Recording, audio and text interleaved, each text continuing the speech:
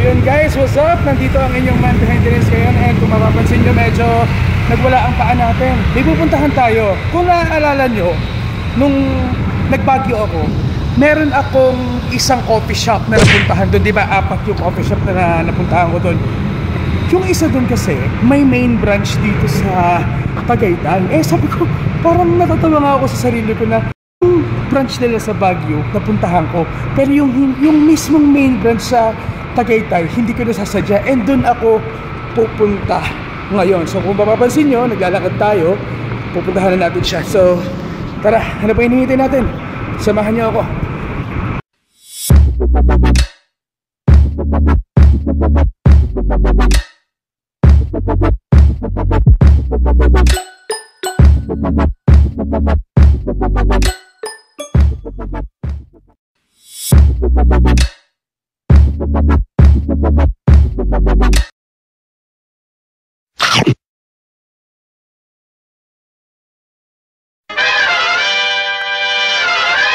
Guys, pagkatapos ng ilang metrong lakaran, so nandito na tayo sa ating sadya. So nandito tayo ngayon sa Yaletown Cafe. So ito yung sinasabi kong cafe na napuntahan ko sa Baguio several weeks ago. And I am so excited to experience the very main branch of Yaletown Cafe here in Tagaytay. So tara guys, pasok ko tayo.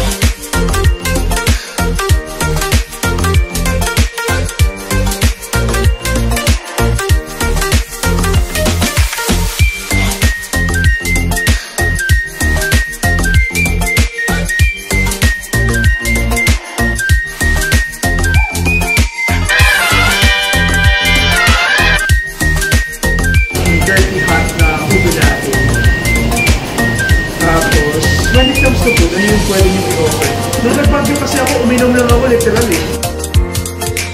Saan mo naman? Mila lang. Tapos dirty ube natin. Mila lang muna.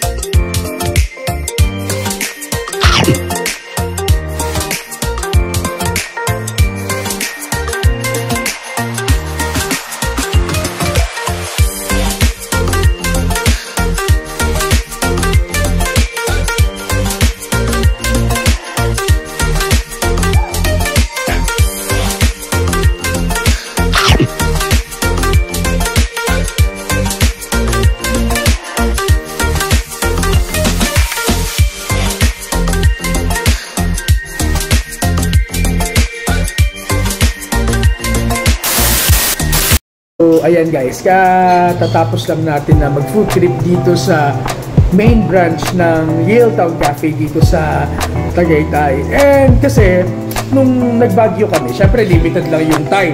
Tapos gabi ko pa napuntahan yung cafe. So ang na-experience ko lang is matikman yung kanilang dirty ube latte na hot. So ngayon, at this point, medyo nakakombo tayo. So we were able to experience, of course, in-experience ulit natin yung kanilang hot dirty ube latte. Tapos may kasama pa na ube makupuno cake, which is i-review natin. Then sabayan pa natin creamy penne salmon na pasta. Grabe, panalong panalo tong tatlong menu na in-order natin. Well, dito sa place, yeah, napaka-classy ng kanilang interior design. Panalong-panalo.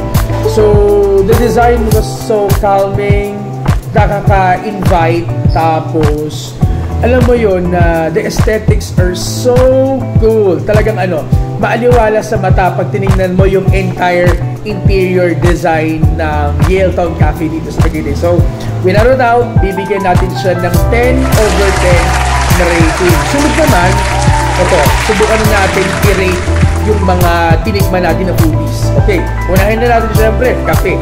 So, unahin na natin yung Dirty Ube Latte dito. So, guys, walang duda, ang sarap talaga, napaka-creamy, yung tamis, eksakto.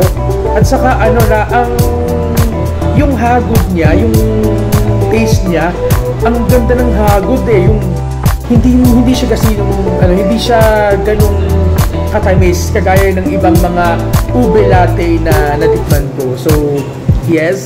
So, bibigyan natin siya ng 9.5 na rating. Then, of course, yung kanilang creamy penne na salmon, oh my God. There are lots of vegetables. May mga vegetables sila na isinama as ingredient. Tapos, of course, from the word itself, creamy. Napaka-creamy niya. Yes, nandoon. Sumisipa din yung scent at lasa ng salmon. So, yes, talagang nakakabusog siya. Ang sarap kainin.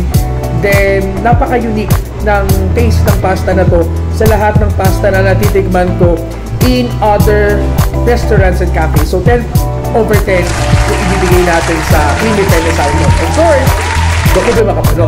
Sarap niya. So, the creaminess of this cake is definitely delicious. So, sobrang sarap niya na tipong, siguro pag bumalik uli ako dito, if I try to visit this place again, isa ito sa mga o-orderin ko uli. Kasi, wala akong masabi sa lasa niya. Sobrang sarap talaga. Yes, may tamis, pero kumbaga yung tamis niya, paano ko siya ma-describe? Napaka-premium na creaminess niya. So, definitely, ito 10/10 din natin ang kanilang ube makapuno cake. Para sa mga nagtatanong, saan ba matatagpuan itong Yale Town Cafe? Matatagpuan nyo to dito sa Tagaytay City. May kalapitan sa Our Lady of Lourdes Parish. So, along the highway lang siya, under the Royal Park Hotel. So, doon sa mga gala dyan, kung gusto nyo bisitahin yung isa pa nilang branch, puntahan nyo sila in their other branch in Baguio City, among the Lagarda Road. Yan. So, mga kapatid, dito na nagtatapos ang ating hangout vlog for today. So, if you wanna watch more of my videos, kindly check my socials for more videos. So, paano ba yan? Dito na muna tayo. Bye-bye na muna. Adios mga kapatid.